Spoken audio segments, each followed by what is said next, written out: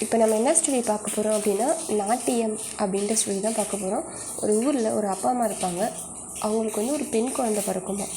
அவங்க அம்மாவுக்கு வந்து என்னென்னா, இது மாதிரி அவங்க நாட்டியம் அப்படின்றத கற்றுருப்பாங்க. அதனால் என்ன செய்வாங்க அப்படின்னா, அந்த கலையை வந்து தான் பிள்ளைக்கு சொல்லித் தருவாங்க.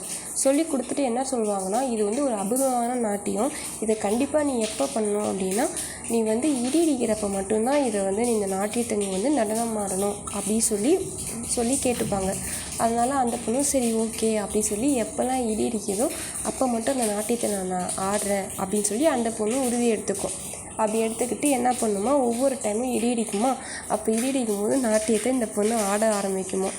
ரொம்பவே அபூர்வமான கலை இது கற்றுக்கங்க அப்படின்னு சொல்லி கற்றுக்கிச்சா அந்த பொண்ணு அவங்க அம்மாக்கிட்டேருந்து கற்றுக்கிட்டு ஒவ்வொரு டைம் இடி இடிக்கிறப்பையும் அழகாக அப்படியே ஆடிட்டே இருக்குமா.